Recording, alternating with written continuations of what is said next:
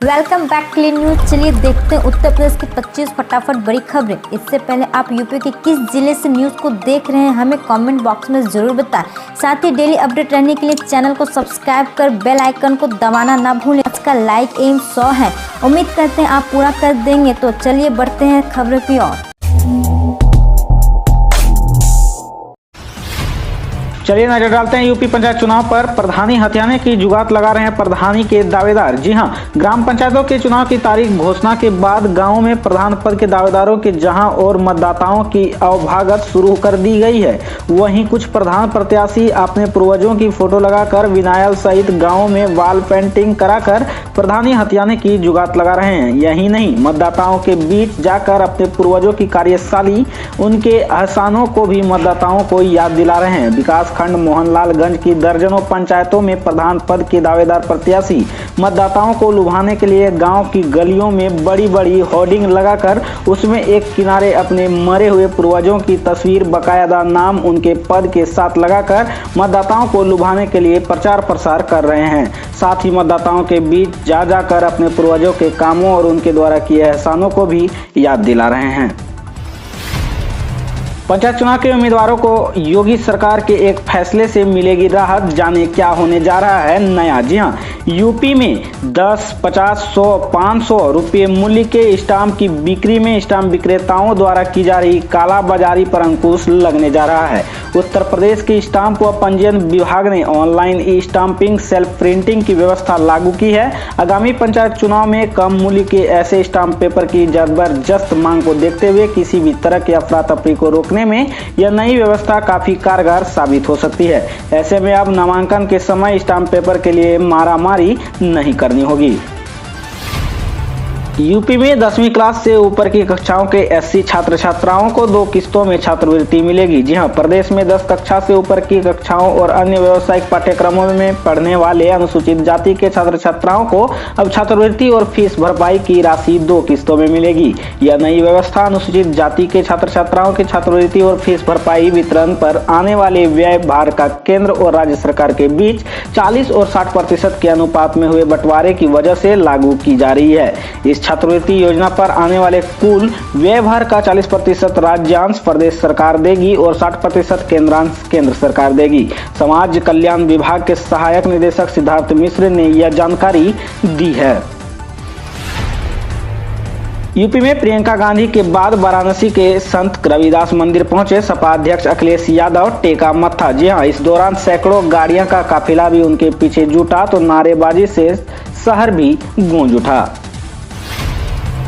बात करें यूपी में कोरोना की, तो यूपी में कोरोना वायरस से संक्रमित 121 नए रोगी मिले। अब 2184 एक्टिव केस हो गए हैं। जी हां, उत्तर प्रदेश के 41 जिलों में शुक्रवार को कोरोना का कोई नया मरीज नहीं मिला, जबकि 31 जिलों में 10 से कम मरीज हैं।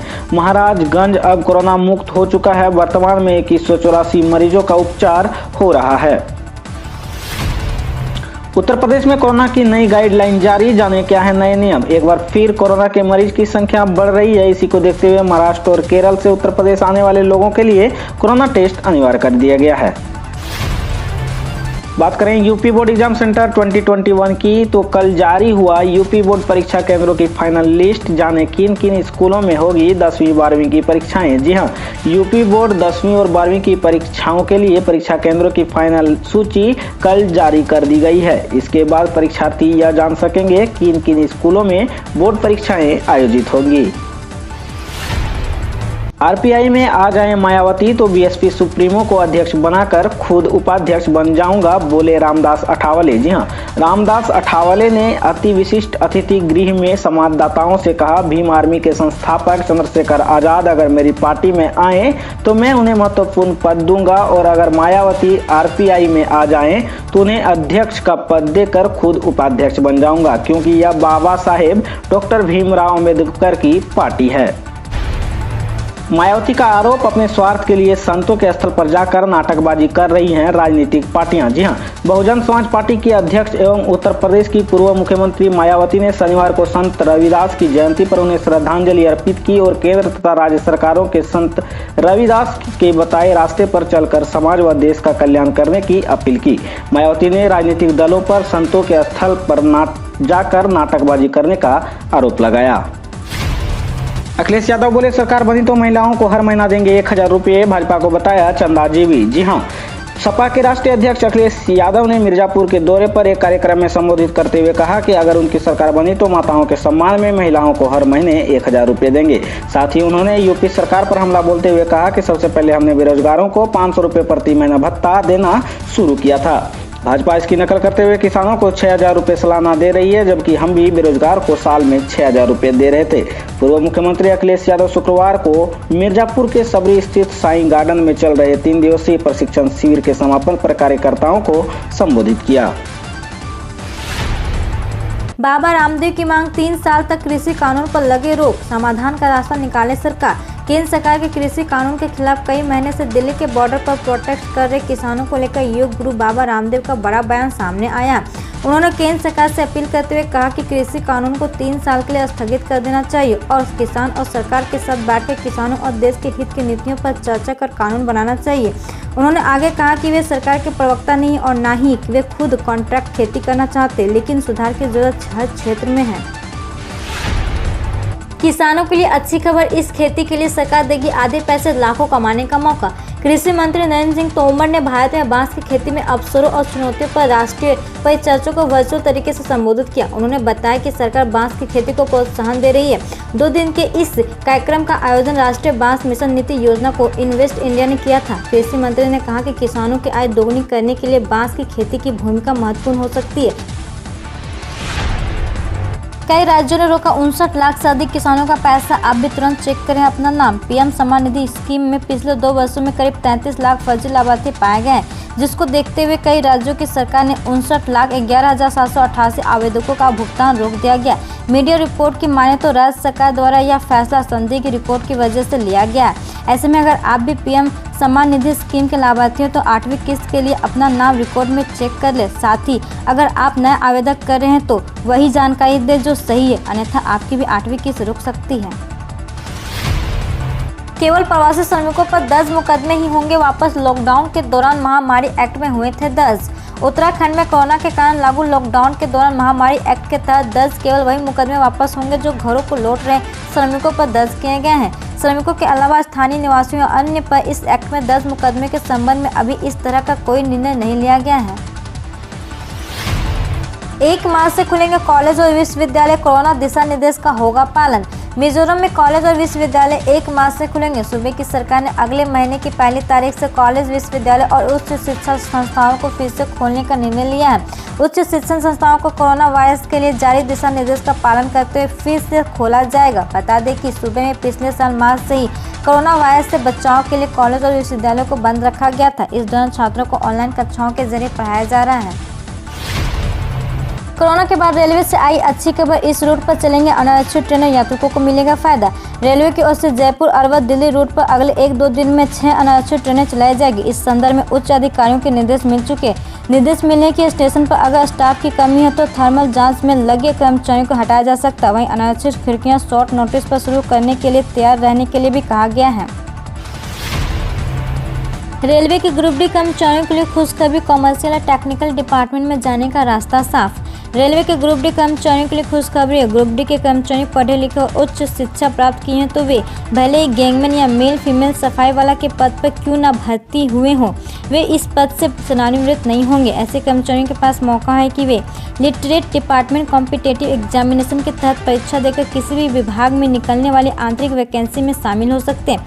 रेलवे बोर्ड ऐसे कर्मचारियों को कुल पद पर 10% का आरक्षण देगा। राष्ट्रीय जलमार्ग में मालवाहक जहाज का परिचालन शुरू। IWAI ने करार के मुताबिक 5 जहाजों में से दूसरा लाल बहादुर शास्त्री जहाज सिपक कंपनी को सौंपा। सोना 10,000 रुपये करीब सस्ता हुआ, चांदी 6,392 रुपये लूट के। सोना चांदी की कीमतों में फेरबदल जारी। इस सप्ताह की बात करें, सराफा बाजार में सोना चांदी के भाव में बड़ा बदलाव देखने को मिल रही है। आज सप्ताह सोना जहां सस्ता हुआ, वहीं चांदी बम्पर गिरावट आई है। 24 कैरेट से लेकर 14 कैरेट तक के सोने में दाम में गिरावट देखने को मिल रही है। अगर SBI बैंक में आपका अकाउंट तो आपको मिल सकता सस्ता पेट्रोल, जाने कैसे। स्टेट बैंक ऑफ इंडिया और इंडियन ऑयल ने आपस में मिलकर एक रुपए डेबिट कार्ड जारी किया। इसके माध्यम से आप पेट्रोल डीजल खरीद सकते हैं और खास बात यह है कि खुद का फायदा भी कर सकते हैं। अब है अलर्ट, इन सरकारी बैंक में है आपका खाता तो तुरंत करें काम, वरना 1 माह से पैसे के लेन देन में होगी परेशानी। 1 माह 2021 से कई नियम बदलने जा रहे हैं। खासकर बैंक ऑफ बड़ौदा और पंजाब नेशनल बैंक ने इसको लेकर बड़ा ऐलान किया, इसलिए आज हम आपको इससे जुड़ी अहम जानकारी दे रहे हैं। पंजाब नेशनल बैंक ने अपने सोशल मीडिया अकाउंट से ट्वीट करके बताया है कि ग्राहकों को ओरिएंटल बैंक ऑफ कॉमर्स और यूनाइटेड बैंक ऑफ इंडिया की पुरानी चेकबुक और IFSC कोड 31 मार्च 2021 तक काम करेंगे। बैंक ऑफ बड़ौदा ने अपने ग्राहकों को आगाह किया है कि ई-विजया और ई-देना के IFSC कोड पहले वाले नहीं चलेंगे और 1 मार्च 2021 से यह बंद हो जाएगा। UPI की तरह बनेगा पेमेंट नेटवर्क, NUE के लिए अप्लाई करेगा पेटीएम, ओला और IndusInd bank. Paytm, Ola financial, IndusInd bank new umbrella entity licence के लिए आवेदन करने के लिए योजना बना रहे हैं। इससे कंपनियों national payment corporation of India द्वारा संचालित यूनिफाइड पेमेंट इंटरफेस जैसा एक पेमेंट नेटवर्क बना सकेगी। इस बीच RBI ने न्यू अम्ब्रेला एंटिटी के लिए आवेदन की तारीख को बढ़ाकर 31 मार्च तक कर दिया है। 60 साल की उम्र के बाद आपको भी मिलेंगे हर महीने 5,000 रुपये पेंशन। इस सरकारी योजना में लगाएं पैसा। क्या आप कम निवेश में पेंशन की गारंटी चाहते हैं तो इस खबर पर नजर जरूर डालें। जी हां, इसके लिए अटल पेंशन योजना एक अच्छी विकल्प आपके पास है। वर्तमान समय में अटल पेंशन योजना के तहत सरकार 1,000 से 5,000 रुपये महीने पेंशन की गारंटी दे रही है। इसके लिए 40 साल तक की उम्र तक का व्यक्ति आवेदन करने में समर्थ है। फरवरी में घरेलू गैस सिलेंडर के दाम में तीसरी बार बढ़ोतरी, अब 818 रुपये हुई कीमत। घरेलू गैस सिलेंडर की कीमत में फरवरी माह में तीसरी बार बढ़ोतरी हुई है। सरकारी तेल कंपनियों ने घरेलू LPG सिलेंडर की कीमत में 25 रुपये की बढ़ोतरी कर दी है, जिससे छतरपुर में बिना सब्सिडी वाले 14.2 किग्रा के LPG सिलेंडर की कीमत 793 रुपये से बढ़कर 818 रुपये हो गई है। SC स्टूडेंट को छात्रावासों में दी जाएगी कोचिंग, नियुक्त होंगे नए शिक्षक। शासन ने SC स्टूडेंट के लिए सुविधाओं का पिटारा खोला। अब उसकी पढ़ाई लिखाई और बेहतर ढंग से हो सकेगी। वो इसके लिए उन्हें इधर उधर भटकना भी नहीं पड़ेगा। कोचिंग में 10वीं से लेकर डिग्री कोर्स तक की मिलेगी। हम रोज ऐसे ही न्यूज लाते रहेंगे, तो यदि आपने अभी तक क्लीन न्यूज को सब्सक्राइब नहीं किया है तो पहले फटाफट सब्सक्राइब कर लें, साथ ही बेल आइकन को दबा दें ताकि कोई अपडेट मिस ना हो।